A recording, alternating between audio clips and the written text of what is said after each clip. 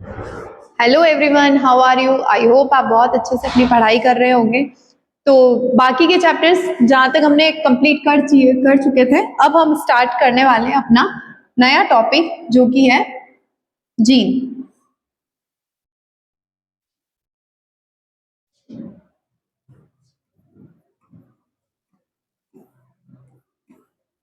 Chromosome के बारे में हम पढ़ चुके थे कि क्रोमोसोम क्या होता है और जीन क्या होता है। अब जीन जो होती है वो क्या होता है? हेरिडिटी इंफॉर्मेशन होती है।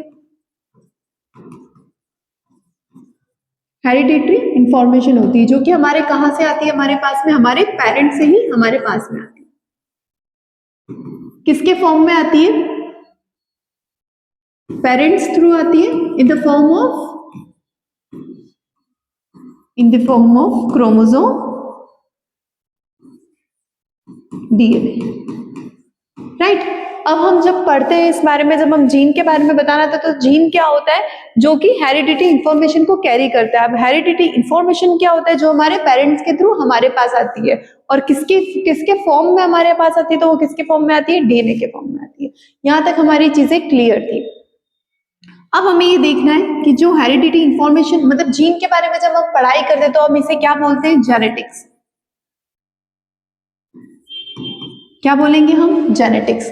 जब भी हम इंफॉर्मेशन कैरी कर रहे हैं जीन के रिगार्डिंग, तो हम इसे बोलेंगे कि हम किसकी स्टडी कर रहे हैं? जेनेटिक्स की स्टडी कर रहे हैं। और जेनेटिक्स की जो वर्ड था वो हमें किसने दिया था? मेंडल ने दिया था। इसके फादर जो है वो जेनेटिक्स के फादर कौन है? मेंडल।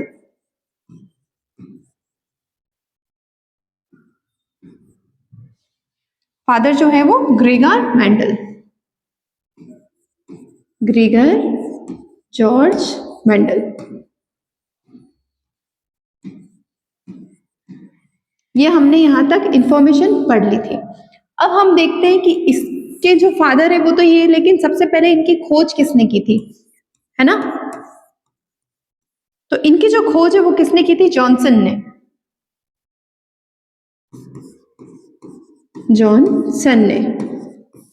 जॉनसन ने हमें बताया था कि जीन क्या होता है, क्योंकि इनकी सबसे पहले खोज किसने करी थी?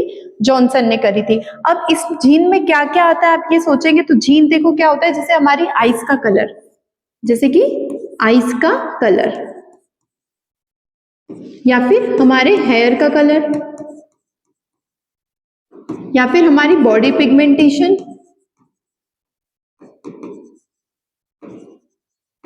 या फिर हमारी हाइट। ये सारी किसकी वजह से होती है? सब कुछ इंफॉर्मेशन कहां पर कैरी होती है? जीन के अंदर। ये जीन ही है जो हमें बताएगा कि इसकी हाइट छोटी होनी चाहिए, बड़ी होनी चाहिए, लंबा होना चाहिए, मोटा होना चाहिए, पतला होना चाहिए, या फिर बॉडी की पिगमेंटेशन, जैसे कि काला है या गोरा है, वो भी कौन बताएगा? जीन बताएगा।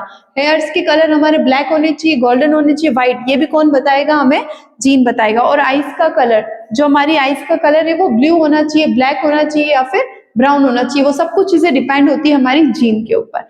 यहां तक हमने ये सारी चीजें एकदम क्लियर कर दी थी, और हमारा टॉपिक ये वाला जो है वो जीन का जो छोटा सा टॉपिक था वो क्लियर हो गया है।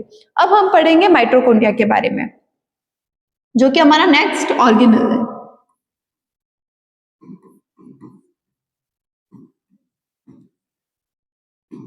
ये हमारा है माइटोकॉन्ड्रिया।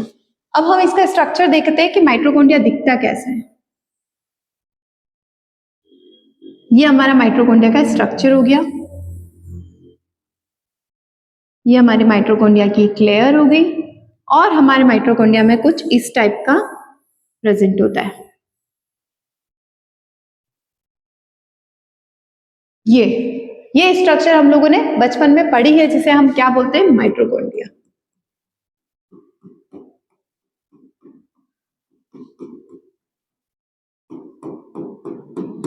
यहां तक हम लोगों का क्लियर है। अब देखो, इसे हम क्या बोलते हैं? क्रिस्टी। क्या बोलते हैं हम इसे? क्रिस्टी। और ये जो है उसे हम बोलते हैं मैट्रिक्स। क्या बोलते हैं इसे हम? मैट्रिक्स। और ये जो होते हैं ये क्या है? राइबोसोम।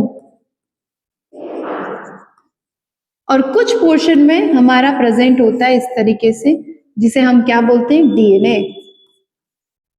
पर ये माइटोकॉन्ड्रिया के अंदर प्रेजेंट है, इसलिए हम इसे बोलते हैं, ये क्या है? एमडीएनए। एमडीएनए का मतलब होता है माइटोकॉन्ड्रियल डीएनए।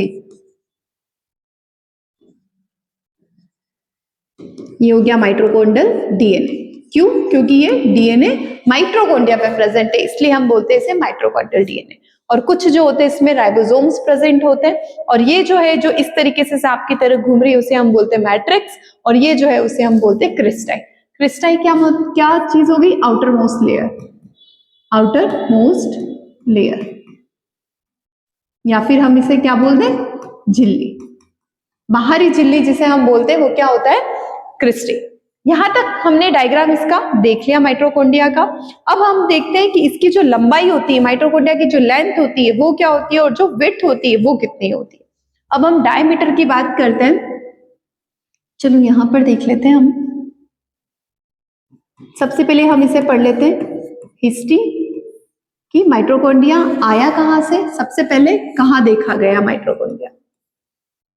फिर हम इसके पढ़ते इंपॉर्टेंट पॉइंट्स माइटोकॉन्ड्रिया के बारे में, है ना। फिर हम इसका स्ट्रक्चर के बारे में, इसकी लेंथ के बारे में देखेंगे, और हम इसके बारे में देखेंगे कि इसकी विड्थ कितनी है। विड्थ का क्या मतलब है? चौड़ाई। तो इसकी जो चौड़ाई है,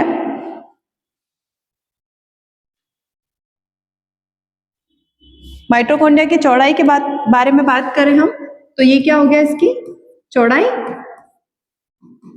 है ना। तो इसकी जो लेंथ है वो 0.1 माइक्रोमीटर, और इसकी जो चौड़ाई है वो क्या है? 0.2 से लेके 2.5 तक, है ना। ये इसकी लेंथ हो सकती है, और ये इसकी क्या हो सकती है? चौड़ाई हो सकती है। अब हमने इसके बारे में सबसे पहले हम ये देखेंगे कि इसकी जो हिस्ट्री है वो क्या है। तो माइटोकॉन्ड्रिया सबसे पहले किसने देखा था, कहाँ देखा था, ये सारी चीजें हम देखेंगे। तो सबसे पहले माइटोकॉन्ड्रिया जो है उसकी हिस्ट्री के बारे में देख रहे हैं। तो माइटोकॉन्ड्रिया फर्स्ट ओरिजिनेटेड सेल है, फर्स्ट ओरिजिनेटेड ऑर्गेनल। क्या है ये? फर्स्ट ओरिजिनेटेड ऑर्गेनल, मतलब कि सबसे पहले हमने सबसे पहले हमने कोई चीज देखी थी तो क्या देखा था? सेल के अंदर हमने माइटोकॉन्ड्रिया के बारे में ही देखा था। और हम क्या बोल सकते हैं इसको? सेकेंड लार्जेस्ट ऑर्गेनल, है ना। और फर्स्ट कौन सा है अपना? न्यूक्लियस। हमने देखा था जब अपने सेल का डायग्राम बनाया तो हमने देखा था कि न्यूक्लियस जो होता है वो इतना बड़ा होता है, इस वजह से उसे क्या कहा जाता है? ब्रेन ऑफ सेल कहा जाता है। लेकिन सेम चीज क्या होती है माइटोकॉन्ड्रिया के साथ में भी होती है कि माइटोकॉन्ड्रिया न्यूक्लियस से तो छोटा होता है लेकिन फिर भी क्या होता है? बड़ा होता है। इसलिए हम इसे क्या बोलेंगे? Second largest organelle. और फर्स्ट कौन सा हो गया? न्यूक्लियस। यहां तक एक बार लिख लो या स्क्रीनशॉट ले लो।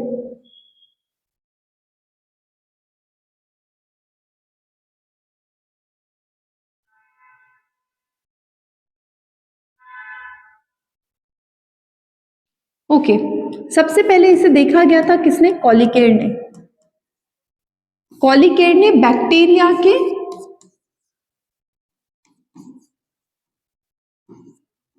बैक्टीरिया की मांसपेशियों में इसे देखा था।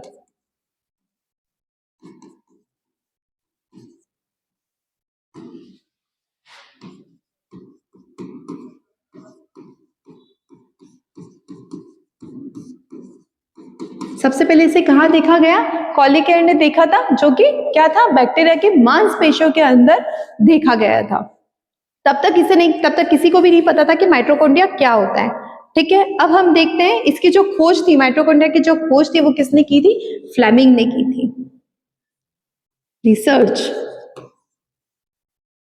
मतलब कि खोज किसने की थी? एल्टमान और फ्लेमिंग ने।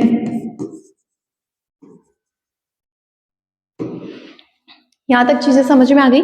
एल्टमान और फ्लेमिंग ने इसकी खोज करी थी, जिसको हम बोलते हैं रिसर्च। और कॉलिकेयर ने सबसे पहले इसे कहां देखा था? तो बैक्टीरिया के मांसपेशियों में इसे देखा था। यहां तक हमारी ये सारी चीजें हमको समझ में आ गई। अब हम देखते हैं, ये था हमारा माइटोकॉन्ड्रिया। ठीक है, डन। तो अब हम इसके बारे में देखते हैं कि अब जो माइटोकॉन्ड्रिया जो होता है वो क्या काम करता है। है ना। माइटोकॉन्ड्रिया का वर्क क्या है, वर्क के बारे में देखेंगे और स्ट्रक्चर के बारे में देखेंगे। यहां से हम स्ट्रक्चर के बारे में देखें तो यह जो होता है वो क्या होता है, प्रेजेंट होता है किसमें, प्रेजेंट इन यूकैरियोट्स। क्या होता है, यूकैरियोट्स में प्रेजेंट होता है, बट एब्सेंट इन, एब्सेंट किस में होता है, ये प्रोकैरियोट्स में। हमने जब डिफरेंसेस पढ़े थे प्रोकैरियोट्स और यूकैरियोट्स के, तब हमने कहा था कि माइटोकॉन्ड्रिया जो होता है वो प्रोकैरियोट्स में एब्सेंट होता है, बल्कि यूकैरियोट्स में क्या होता है, वो प्रेजेंट होता है। ठीक है, और एक और चीज, ये जो माइटोकॉन्ड्रिया होता है वो क्या करता है, सेल्फ रेप्लिकेशन पावर होती है इसके अंदर, सेल्फ रेप्लिकेशन पावर होती है। अब ये सेल्फ रेप्लिकेशन पावर क्या होता है, मतलब कि जब 1 से 2 में कन्वर्ट होता है, 2 से 4 में कन्वर्ट होता है, तो ये पावर किसके पास में होती है, कोई एक ही ऑर्गेनेल ऐसा है जिसका नाम क्या है, माइटोकॉन्ड्रिया, जिसके अंदर सेल्फ रेप्लिकेशन पावर होती है। सेल्फ रेप्लिकेशन पावर क्यों होती है, because they have their own DNA, मतलब कि इसके पास क्या होता है, खुद का डीएनए होता है, इसके पास उसका खुद का डीएनए होता है। कौन सा डीएनए, ये रहा डीएनए, ये इसके पास इसका खुद का डीएनए होता है, इसलिए ये क्या कर सकता है, सेल्फ रेप्लिकेट हो सकता है। यहां लिख लू मैं, खुद का डीएनए, खुद का डीएनए, है ना। ये सारी चीजें भी हमें समझ में आ गई। फिर हम देखते हैं कुछ और पॉइंट्स। माइटोकॉन्ड्रिया को हम क्या बोलते हैं, mitochondria is also known as power house of cell. क्या कहा जाता है, पावर हाउस ऑफ सेल। ये हो गया पावर हाउस ऑफ सेल, ये हो गया इंपॉर्टेंट हमारा पावर हाउस ऑफ सेल। अब पूछेंगे कि पावर हाउस ऑफ सेल का क्या मतलब है। पावर मतलब कि क्या होता है, जो हमें क्या देता है, एनर्जी प्रोवाइड करता है। क्या प्रोवाइड करता है, एनर्जी प्रोवाइड करता है। तो माइटोकॉन्ड्रिया क्या करता है, सेल को एनर्जी प्रोवाइड करता है, energy provide to the cell, है ना। जैसे कि एटीपी, एटीपी बनानी है या फिर एनएडीपीएच बनाना है, ये काम कौन करेगा, कौन काम करेगा, माइटोकॉन्ड्रिया काम करेगा। और माइटोकॉन्ड्रिया क्या काम करता है, रेस्पिरेशन का काम करता है, जिसे हम क्या बोलते हैं, श्वसन। श्वसन की क्रिया भी कौन करता है, माइटोकॉन्ड्रिया करता है। स्क्रीनशॉट ले लो एक बार।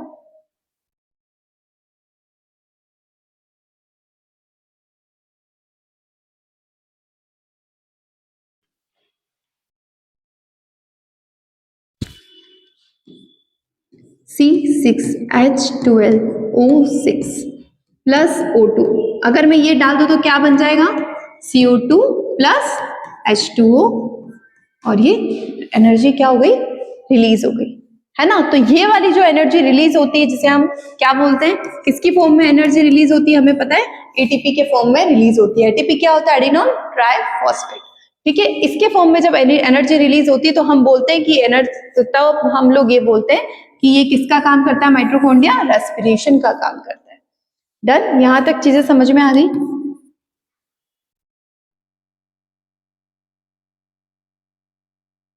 देख लो एक बार, स्क्रीनशॉट ले लो, फोटो ले लो।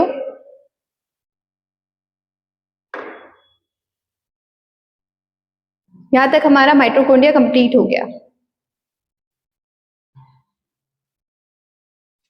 Done, power house of cell भी समझ में आ गया। पावर हाउस ऑफ सेल क्यों बोल रहे हैं, क्योंकि क्या प्रोवाइड कर रहा है हमको, एनर्जी प्रोवाइड कर रहा है। और इसके अंदर क्या होता है, डीएनए होता है, और ये रेस्पिरेशन का काम करता है। कैसे हमें पता चला, क्योंकि हमने जब रेस्पिरेशन की रिएक्शन करी C6H12O6 प्लस O2, जब इसके अंदर हमने ऑक्सीजन डाली तो ये क्या हो गया, CO2 निकल गया प्लस H2O निकल गया और एनर्जी निकल गई। जब एनर्जी रिलीज हुई, एनर्जी किसके फॉर्म में रिलीज हुई, एटीपी के फॉर्म में रिलीज हुई। तब हमें ये पता चला कि माइटोकॉन्ड्रिया क्या काम करता है, रेस्पिरेशन का काम करता है। इस वाली स्लाइड का भी एक बार फोटो ले लीजिए।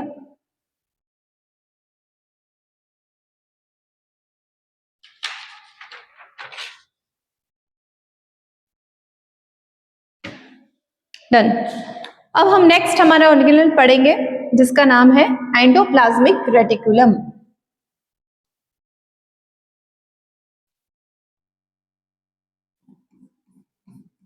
Endoplasmic reticulum.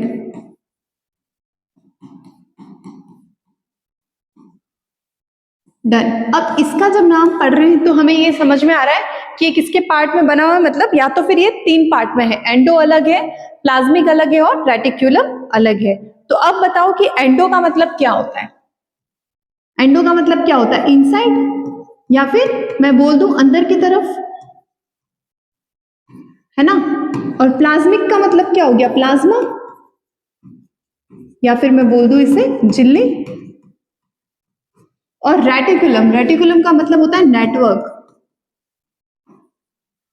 जब हम सेल का स्ट्रक्चर हमने पढ़ा था, इस टाइप का सेल का स्ट्रक्चर था, ये हमारा था न्यूक्लियस, और यहां पर जो प्रोवाइड था ये था कुछ इस टाइप का स्ट्रक्चर, राइट। इस टाइप का जो स्ट्रक्चर है उसे हम क्या बोलते हैं? Endoplasmic reticulum. ये था हमारा एंडोप्लाज्मिक रेटिकुलम। अब इसके बारे में हम हिस्ट्री पढ़ते हैं कि एंडोप्लाज्मिक रेटिकुलम होता क्या है। वो अंदर प्रेजेंट होता है और उसमें क्या होता है? नेटवर्क होता है, मतलब कि एक दिख रहा है ना, एक नेटवर्क लाइक स्ट्रक्चर है, मतलब एक दूसरे से जुड़ा हुआ है वो। और वो किससे जुड़ा होता है? वो एक जाल की तरह होता है, नेटवर्क की तरह होता है, और वो किसके? न्यूक्लियस के साथ में एक तरीके से बाइंड होता है, और न्यूक्लियस के बीच में होता है। न्यूक्लियस के देखो, न्यूक्लियस है, न्यूक्लियस के ऊपर एनवेलप में देखो ये इस तरीके से, ये क्या हो गया हमारा न्यूक्लियस, और न्यूक्लियस के साइड साइड में क्या हो रहा है? ये इस तरीके से लगा हुआ है ना। तो ये हमारा है एंडोप्लाज्मिक रेटिकुलम। अब देखते हैं कि सबसे पहले इसको देखा किसने था? किसने देखा था? ये हमारी हो गई हिस्ट्री।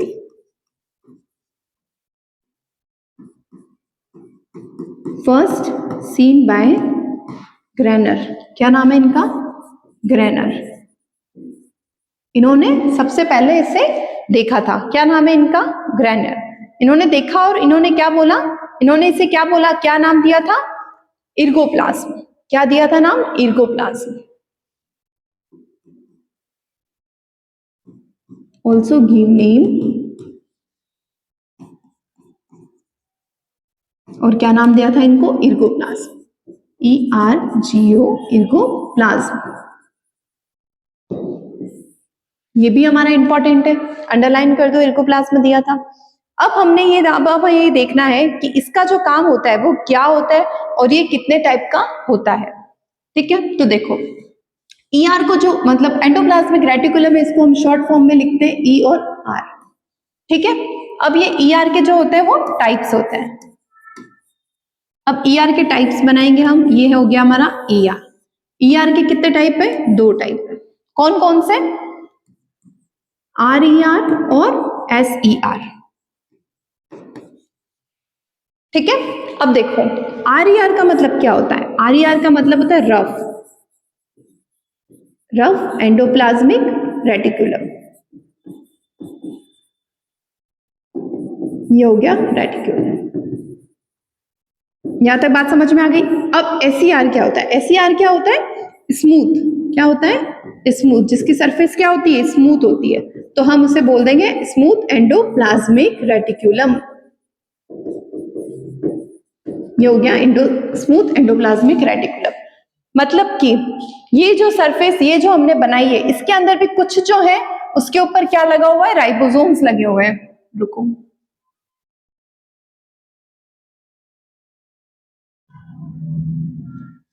ये देखो, ये हमने जब पढ़ा तो इसके ऊपर, किसी के ऊपर क्या होते हैं? कुछ इस टाइप का लगा हुआ रहता है। क्या लगे होते हैं? ये राइबोसोम्स लगे हुए हैं। ठीक है, डन। ये आउटर मोस्ट लेयर पर क्या लगा हुआ है?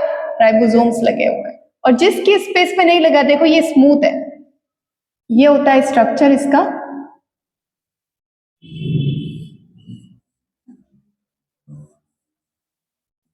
ये वाला, तो जो आउटर मोस्ट होता है उस पर क्या लगा होता है? राइबोसोम्स लगे हुए रहते हैं। ये बाहर बाहर, ठीक है, ये बाहर बाहर की साइड हो गई, और जो अंदर अंदर की साइड है वो कैसी होगी? स्मूथ होगी। तो जिसपे राइबोसोम्स लगे हुए हैं, राइबोसोम्स प्रेजेंट हैं, इसे हम क्या बोलेंगे, रफ एंडोप्लाज्मिक रेटिकुलम। और जिसमें नो राइबोसोम्स, मतलब कि राइबोसोम क्या है, लगे हुए नहीं है, उसे हम क्या बोलेंगे, स्मूथ एंडोप्लाज्मिक रेटिकुलम। स्क्रीनशॉट ले लो।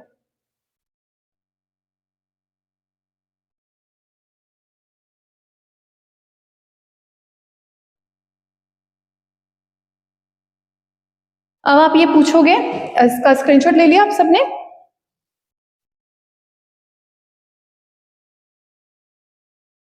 ठीक है, अब हम देखेंगे, अब आप मुझसे पूछोगे कि राइबोसोम्स तो आपने बता दिया, अब हमें ये भी बता दो कि राइबोसोम्स होते क्या हैं। ठीक है, व्हाट आर राइबोसोम्स? तो देखो, यहां हम पढ़ रहे हैं राइबोसोम्स के बारे में कि राइबोसोम्स क्या होता है। अब देखो, राइबोसोम्स क्या होता है, जो कि क्या काम करते हैं, प्रोटीन बनाने का काम करते हैं, प्रोटीन फॉर्मेशन। क्या काम करते हैं, हमारी बॉडी में जो प्रोटीन का फॉर्मेशन कर रहे हैं वो कौन कर रहा है, राइबोसोम्स कर रहे हैं। तो प्रोटीन का फॉर्मेशन होना मतलब प्रोटीन का बनना,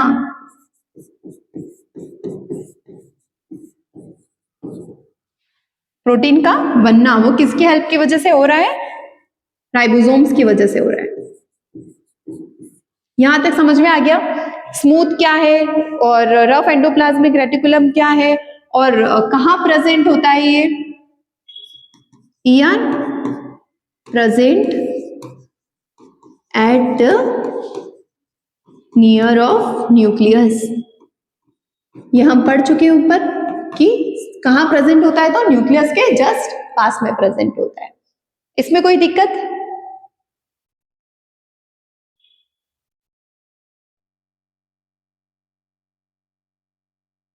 ठीक है, ये हमारा था आरईआर के बारे में। अब हम देखते हैं एसीआर का जो फंक्शन है वो क्या काम करता है। एसीआर का जो फंक्शन होता है वो क्या काम करता है,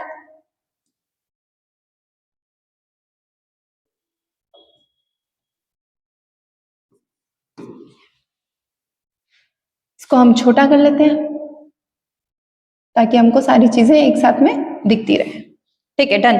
अब हम देखते हैं कि आरईआर के फंक्शन और एसीआर के फंक्शन में क्या डिफरेंस है, मतलब कि रफ एंडोप्लाज्मिक और राइट एंडोप्लाज्मिक। ये हमने बना लिया डिफरेंशिएट।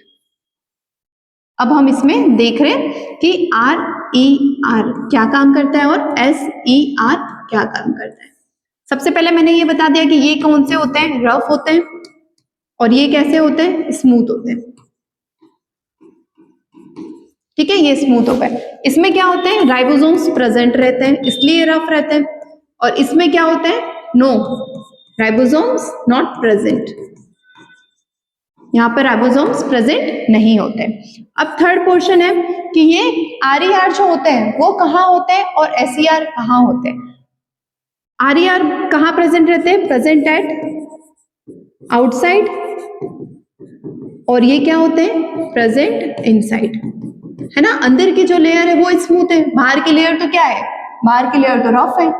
और चौथा पोर्शन है इसका कि ये आरईआर जो होते हैं वो क्या काम करते हैं।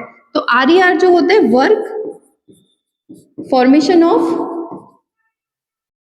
प्रोटीन, क्या काम करते हैं, प्रोटीन बनाने का काम करते हैं। अब प्रोटीन बनाने का काम क्यों करते हैं, क्योंकि मैंने क्या कहा, जो आउटर मोस्ट पे क्या लगे हुए हैं इसके, राइबोसोम, और राइबोसोम का काम क्या होता है, सिर्फ प्रोटीन बनाना। और एसीआर जो होता है वो क्या काम करता है, वो लिपिड्स बनाता है, helps in formation of lipid. अब वो लिपिड क्यों बना रहा है, क्योंकि इसकी सरफेस पे क्या है, इसकी सरफेस पे तो बेचारे के पास में राइबोसोम प्रेजेंट नहीं है, तो इसलिए ये क्या कर रहा है, लिपिड्स बनाने का काम कर रहा है। यहां तक ये चीजें क्लियर हो गई, राइबोसोम्स क्या होता है, एंडोप्लाज्मिक रेटिकुलम क्या होता है, ये सारी चीजें आई होप आपको समझ में आ गई होगी। अब अपना नेक्स्ट टॉपिक है गोल्जी बॉडी। गोल्जी बॉडी, अगर किसी को स्क्रीनशॉट लेना है तो एक बार आप इसका स्क्रीनशॉट ले लो अच्छे से, ताकि पूरी चीजें आपको एक बार में क्लियर हो जाए।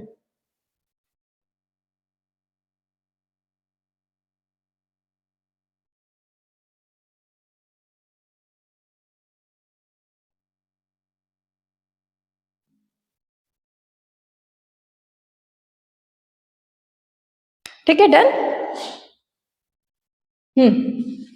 अब अपना नाम क्या था, Golgi, Golgi body.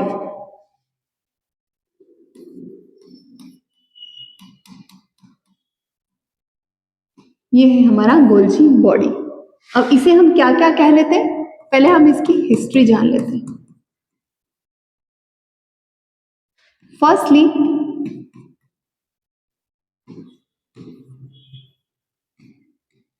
Research by scientist, क्या नाम था इनका, Camillo Golgi, Camillo Golgi. Camillo Golgi के नाम पर ही क्या नाम रखा गया, गोल्जी बॉडी रखा गया। और इन्होंने ये चीज कब देखी थी, 1809 में, 1809 में, सॉरी 1898 में, सॉरी 1898 में, 1898 में कैमिलियो गोल्जी ने सबसे पहले इसे रिसर्च किया था और इसे नाम दिया था कि इसे क्या बोलेंगे, गोल्जी बॉडी। अब गोल्जी बॉडी जो होती है वो ऑल्सो नोन एज क्या बोला जाता है, हम इसे क्या नाम से भी जानते हैं, गोल्जी एपरेटस, गोल्जी एपरेटस, है ना। ये हो गया एक गोल्जी एपरेटस। हम इसे बहुत सारे नामों से जानते हैं, जैसे कि हम इसे गोल्जी बॉडी के नाम से भी जानते हैं, गोल्जी एपरेटस के नाम से भी जानते हैं, हम इसे लिपोकॉन्ड्रिया के नाम से भी जानते हैं। क्या नाम है इसका, लिपोकॉन्ड्रिया,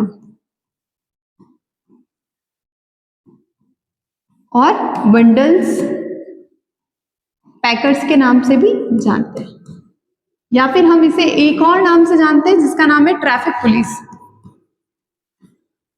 क्या नाम है इनका, ट्रैफिक पुलिस।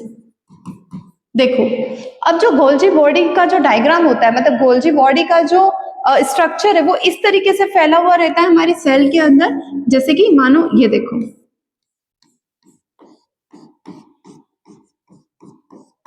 ये हमारा न्यूक्लियस हो गया, यहाँ हमारा माइटोकॉन्ड्रिया हो गया, और यहाँ हमारा ER हो गया। ये हमने जो पहले अभी स्ट्रक्चर पढ़ा है। तो मानो इस तरीके से पूरी सेल के अंदर ये फैले रहते हैं, जैसे कि ट्रैफिक हो रहा हो, किसी चीज का क्या हो रहा हो, ट्रैफिक हो रहा हो, तो इसलिए इसको क्या बोल रखा है, ट्रैफिक पुलिस के नाम से भी जाना जाता है। ये हमारी हिस्ट्री के अंदर ये वाला टॉपिक आ गया। अब हम देखेंगे कि गोल्जी एपरेटस का या फिर गोल्जी बॉडी का जो होता है वो मेनली काम क्या होता है, गोल्जी बॉडी क्या काम करती है। ठीक है, तो ये सबसे पहले हमने ये बोल दिया कि ये क्या करती है, बॉडी में सेल में लिपटी हुई रहती है, मतलब बिखरी हुई रहती है। और इसका जो होता है वो क्या होता है, क्या काम होता है, बिखरे हुए प्रोटीन्स को असेंबल करना, मतलब कि जो एंडोप्लाज्मिक रेटिकुलम ने जो प्रोटीन्स बनाए थे, राइबोसोम ने जो प्रोटीन बनाए थे वो क्या हो रहे थे, बाहर बिखरे हुए थे, तो उसे क्या करते हैं ये लोग, संभालते हैं, प्रोटीन्स एंड लिपिड्स को असेंबल करना,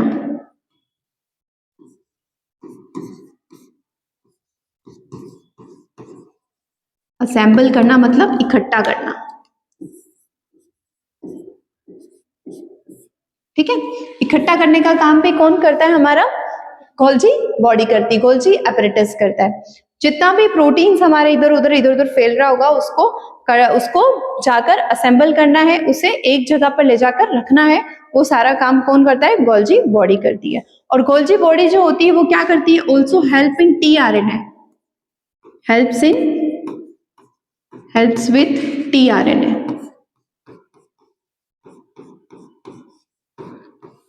tRNA के बारे में हम बाद में पढ़ेंगे कि tRNA क्या होता है। तो tRNA को क्या करती है, वो हेल्प करती है, उसको क्या करती है, समझाती है, और उसे बाहर की जितनी भी इंफॉर्मेशन होती है वो देती है, और सारे प्रोटीन लेकर जाते हैं। तो tRNA को एक बार के लिए आप याद कर सकते हो, तो इसे हम क्या बोलते हैं, ट्रांसफर RNA बोलते हैं। क्या बोलते हैं इसे हम, ट्रांसफर RNA। ये क्या करता है, ले जाके प्रोटीन्स को देता है, प्रोटीन्स को और लिपिड्स को क्या करता है, ये ट्रांसफर करता है। ये काम tRNA का होता है। और tRNA किसके हेल्प से काम करता है, with Golgi apparatus, Golgi apparatus के साथ में ये अपना बाकी का काम कंप्लीट करता है। ठीक है, तो यहां तक आप स्क्रीनशॉट ले लो।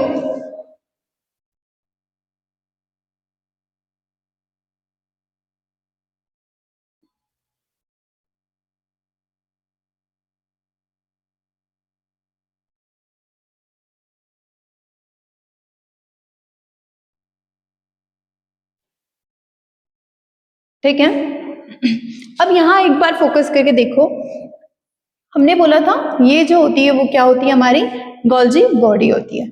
अब जब ये गोल्जी बॉडी क्या होती है, टूट जाती है आपस में, क्या होती है, टूट जाती है। तो जब ये टूट जाती है तब क्या बनता है, लाइसोसोम का निर्माण होता है। क्या बनता है, लाइसोसोम बनता है। जब ये गोल्जी बॉडी आपस में क्या हो जाएगी, टूट जाएगी, है ना, मतलब जैसे एक के ऊपर एक अरेंज है, ये लाइन वाइज अरेंज है। अब जब ये आपस में टूट जाएगी, मतलब यहां से ब्रेक हो जाएगी, तो क्या बन जाएगा, लाइसोसोम बन जाएगा। और लाइसोसोम के साथ में ये क्या बनती है, एक और चीज, वैक्यूल्स, सॉरी, फर्स्ट लाइसोसोम बनेगा और वैक्यूल्स बनेगा जब गोल्जी बॉडी क्या हो जाएगी, टूट जाएगी। यहां तक चीजें समझ में आई, फिर से बताना पड़ेगा। गोल्जी बॉडी सबसे पहले रिसर्च की गई थी, कैमिलो गोल्जी ने की थी, 1898 में की थी, और इसे हम ऑल्सो नोन इज क्या बोलते हैं, गोल्जी apparatus बोला जाता है, लिपोकॉन्ड्रिया बोला जाता है, बंडल ऑफ पैकेट्स कहा जाता है, या फिर ट्रैफिक पुलिस भी कहा जाता है। ट्रैफिक पुलिस इंपॉर्टेंट है, और इसे हम, इसका काम क्या है, तो प्रोटीन्स एंड लिपिड्स बनाने का इसका काम है, इसको असेंबल करने का इसका काम है। और ये असेंबल किसकी हेल्प से करता है, टीआरएनए। टीआरएनए को गोल्जी apparatus अपना सारा जितना भी प्रोटीन्स वगैरह बिखरा हुआ होता है सेल में, वो ले जाकर किसको देती है, टीआरएनए को देती है। और टीआरएनए क्या करता है, ट्रांसफर करता है प्रोटीन्स को। और जब गोल्जी बॉडी टूट जाती है ना, गोल्जी बॉडी जब आपस में टूट जाएगी, तो टूटने के बाद में वो क्या बनाएगी, दो स्ट्रक्चर का फॉर्मेशन करेगी, दो और ऑर्गेनेल्स का फॉर्मेशन करेगी, जिसे हम फर्स्ट बोलेंगे लाइसोसोम और सेकंड क्या बोलेंगे हम, वैक्यूल। और लाइसोसोम और वैक्यूल्स के बारे में फर्दर आगे हम स्टडी करेंगे।